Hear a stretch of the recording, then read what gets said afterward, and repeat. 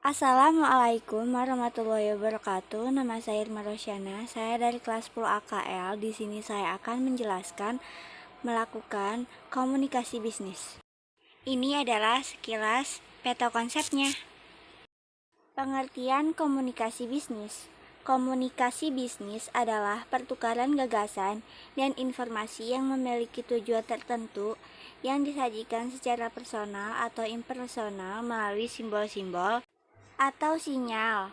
Komunikasi bisnis harus atau ada melibatkan pertukaran informasi yang terus-menerus. Tujuan komunikasi bisnis: 1. Memberikan sebuah informasi. Informasi yang dimaksud di sini adalah informasi yang memiliki kaitan bersama aktivitas dengan berbagai pihak. Contohnya seorang sales yang ingin meningkatkan target pencapaiannya, maka ia akan berusaha untuk memasang iklan di berbagai media. 2. Melakukan persuasi. Persuasi adalah cara terbaik untuk melakukan komunikasi yang dapat digunakan saat ingin mempengaruhi dan meyakini orang lain. 3. Melakukan kolaborasi. Kolaborasi merupakan satu bentuk kerjasama dan interaksi pihak-pihak yang terlibat secara langsung dan tidak langsung yang dapat menerima akibat dan manfaat. Adanya komunikasi ini yang membuat kerjasama bisnis dapat digunakan lebih mudah. Unsur komunikasi bisnis. Untuk memahami komunikasi yang baik diperlukan 5W dan 1H seperti komunikator, W sebagai komunikator, sumber dan pengirim, pesan, say, what sebagai pesan, media, in which, channel sebagai channel dan medianya, komunikan, to whom sebagai komunikan dan penerima, efek sebagai efek impart dari komunikasi yang dilakukan. Memiliki tujuan. Karena komunikasi sendiri memiliki tujuan yang sudah ditentukan sejak awal dan sejalan dengan tujuan organisasinya. Terdapat pertukaran di mana dapat melibatkan dua belah pihak atau dua orang, komunikator dan komunikan. Berisi sebuah informasi, gagasan, opini, serta instruksi yang isinya adalah pesan dalam komunikasinya, yang setiap pesannya itu juga beragam penyesuaiannya, situasi, kondisi, dan tujuannya. Menggunakan saluran personal maupun impersonal, maksudnya komunikasi dapat dilakukan dengan bertemu secara tatap muka dan memanfaatkan media khusus, juga media massa yang dapat menjangkau orang banyak. Menggunakan simbol atau sebuah sinyal maksudnya adalah metode atau alat yang digunakan untuk melakukan komunikasi sehingga dapat dimengerti oleh penerima. Pencapaiannya, target atau tujuan organisasi di mana tujuan itu sudah diterapkan sebelumnya oleh pihak manajemen. Faktor yang memengaruhi: 1. Pengetahuan, 2. Perkembangan, 3. Persepsi, 4. Peran dan hubungan, 5. Lingkungan, 6. Emosi, 7. Kondisi fisik, dan 8 adalah jenis kelamin. Kendala dalam komunikasi bisnis: struktur komunikasi yang buruk, penyampaian yang lemah, penggunaan media yang salah, pesan yang campur aduk, salah audiens, lingkungan yang mengganggu. Indikator keberhasilan. Keberhasilan komunikasi di dalam suatu organisasi akan ditentukan oleh kesamaan pemahaman antara orang yang terlibat dalam komunikasi. Kesamaan pemahaman ini dipengaruhi oleh kejelasan pesan, cara penyampaian pesan, perilaku komunikasi, dan situasi, tempat, dan waktu komunikasi. Komunikasi organisasi biasanya menggunakan kombinasi cara berkomunikasi lisan, tertulis, dan tayangan, yang kemungkinan terjadi penyerapan informasi dengan lebih mudah dan jelas. Keberhasilan komunikasi bisnis juga sangat ditentukan oleh adanya aktivitas dalam komunikasi bisnis. Efektivitas komunikasi bisnis seperti halnya sejenis: 1. Persepsi, 2. Keberhasilan teknologi informasi dan komunikasi, Berbagai aktivitas bisnis dapat dilakukan melalui internet. Beberapa di antaranya adalah sebagai berikut.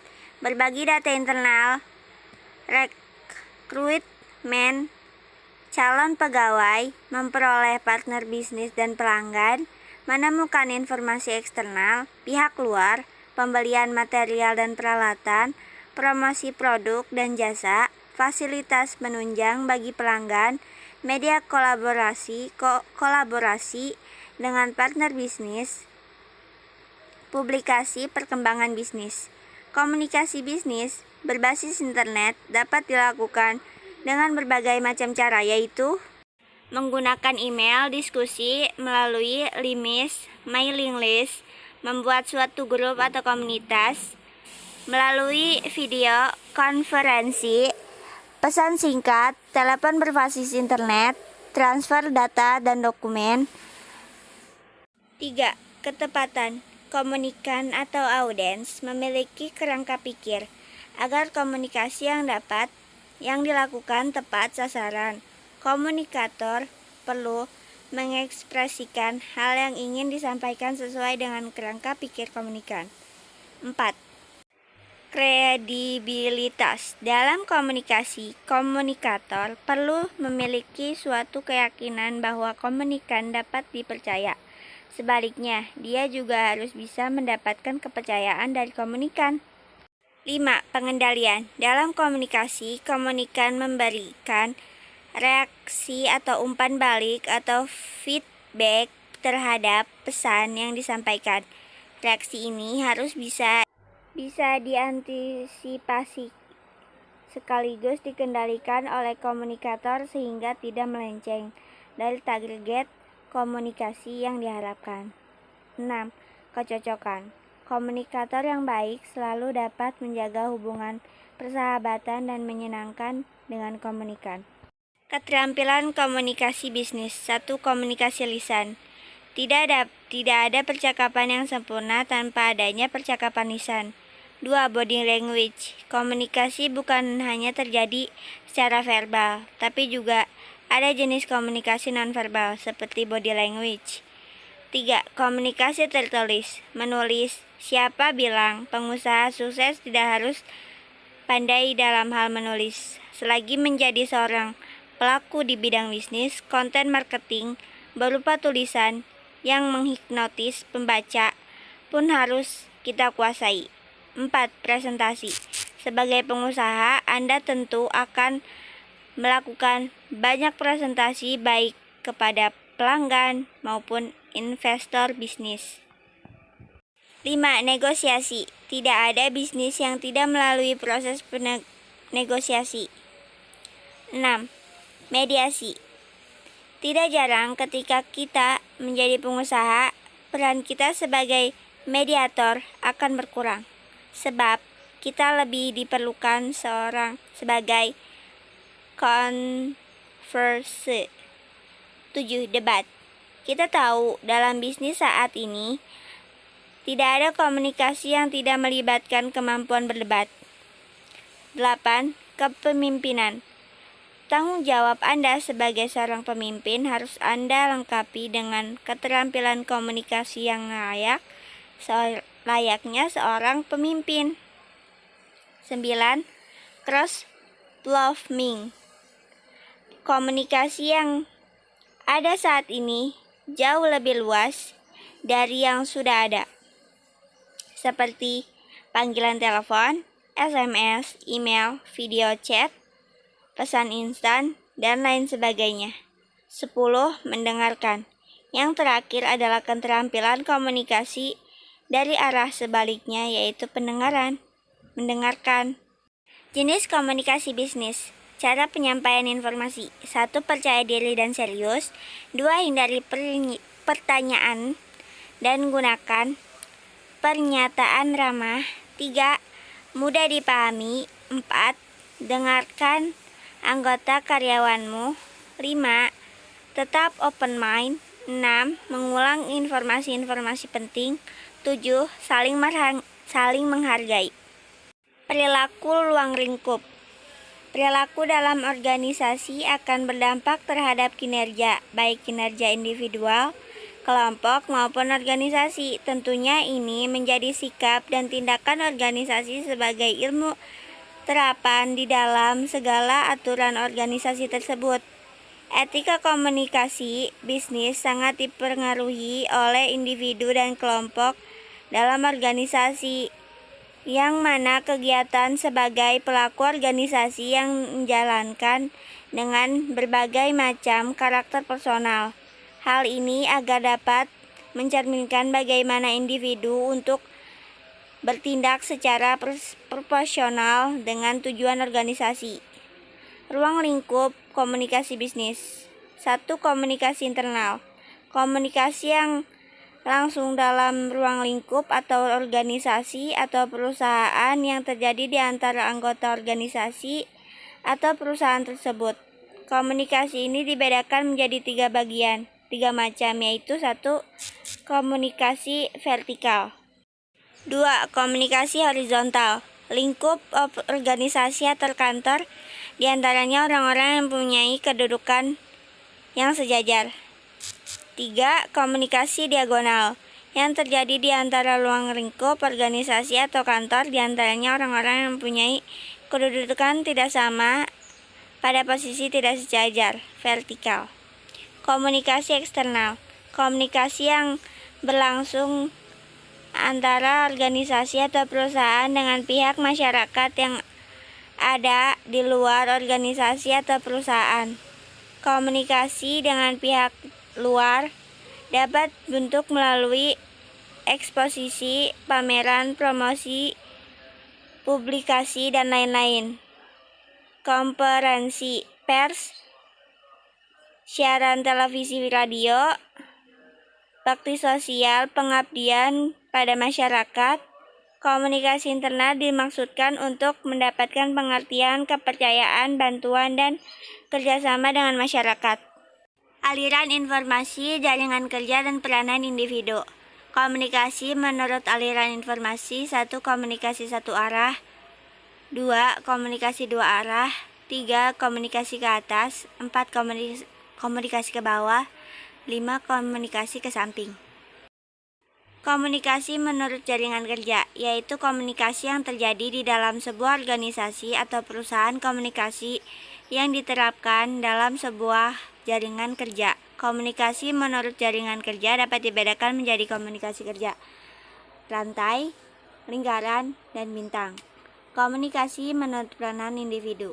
Dalam komunikasi ini, yang sangat mempengaruhi keberhasilan dari suatu proses komunikasi adalah peranan individu.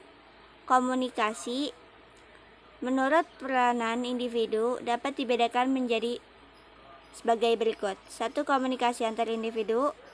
Yang lainnya, komunikasi antar individu dengan lingkungan yang lebih luas. 3. Komunikasi antar individu dengan 2 kelompok atau lebih. Komunikasi bisnis melalui surat. 1. Surat penawaran berfungsi sebagai sarana dalam menjalin kerjasama antara pihak yang dianggap dapat memberikan keuntungan bagi kedua belah pihak. 2. Surat penawaran juga berfungsi untuk memperluas jaringan bisnis serta meningkatkan pemasaran produk baik barang maupun jasa. 3. Surat pesanan adalah surat yang dibuat oleh calon pembeli kepada penjual yang berisi pesanan pembelian barang-barang. Surat pesanan harus disusun dengan bahasa yang jelas, singkat, dan terperinci. 4. Surat penagihan. Hal yang penting adalah dari surat penagihan adalah dibuat tersebut mengandung hal yang dibutuhkan sebagai informasi untuk membayar. 5. Surat bisnis penangguhan pembayaran. Ketika membeli secara kredit, tentu akan ada kesepakatan bersama mengenai batas waktu atau pembayaran barang tersebut. 6. Surat bisnis jawaban pengaduan. Saat perusahaan Anda mengirim barang kepada perusahaan lain dan ternyata dapat beberapa barang yang mengalami kerusakan ataupun tidak sesuai dengan pesanan mereka, maka kemungkinan besarnya mereka akan mengadu hal tersebut kepada Anda. Komunikasi bisnis melalui media. Pada umumnya, proses penyusunan pesan bisnis terdiri dari 3, yaitu perencanaan pesan. Perencanaan pesan merupakan tahap pertama yang perlu diperhatikan dalam penyampaian pesan bisnis. A. Penentuan tujuan. Dalam penyampaian pesan bisnis, setiap individu memiliki tujuan yang berbeda. B. Analisis audiens. Setelah maksud dan tujuan disampaikan dengan baik, tahapan selanjutnya adalah melakukan analisis audiens atau pembaca, yaitu tentang apa saja, kapan, siapa, dan bagaimana sebaiknya pesan-pesan bisnis tersebut disampaikan. C. Penentu ide pokok. Brainstorming penentu ide pokok dengan cara membiarkan pikiran cari berbagai kemungkinan ide pokok secara bebas, sehingga ide yang diperoleh akan lebih bervariasi. 1. Petunjuk atasan. Penentu ide pokok di mana pelaksana cenderung meminta petunjuk kepada atasan pelaksanaan organisasi menganut sistem senioritas. 2. Kebiasaan. Penentu sebuah ide pokok tertentu berasal dari situasi yang berulang sama dalam setiap kejadian dan berkembang dalam sebuah ide pokok. D. Pemilihan saluran dan media. Pemilihan saluran dan media sebaiknya disesuaikan dengan sifat pesan, tingkat kerahasiaan, biaya pengiriman, formalitas, dan harapan penerima. Saluran komunikasi terdiri dari komunikasi lisan dan tertulis, dan masing-masing memiliki beberapa jenis media. Prinsip paduan etika dasar yang harus dimiliki komunikator atau komunikan menurut James, mereka harus memiliki kemampuan untuk beretika, tidak bermaksud menyelakai orang lain, namun berniat untuk berlaku jujur dan dapat dipercaya. Mereka harus menghindari aksi yang berpotensi menimbulkan kerugian bagi orang lain. Etika pesan. Perhatikan waktu pesan. Batasi mengirim WhatsApp atau SMS pada jam kerja. Tahu kapan menelpon. Tetap singkat. Jangan mengirim kabar rahasia. Etika penggunaan media sosial atau penggunaan media. Etika dalam berkomunikasi. 1. Menghindari penyebaran sara, pornografi, dan aksi kekerasan. 3. Periksa kebenaran berita. 4. Menghargai hasil karya orang lain. 5. Jangan terlalu mengumbar informasi pribadi Anda. Sekian yang saya dapat bisa jelaskan. Kurang lebihnya mohon maaf. Maaf jika ada salah-salah kata. Wassalamualaikum warahmatullahi wabarakatuh.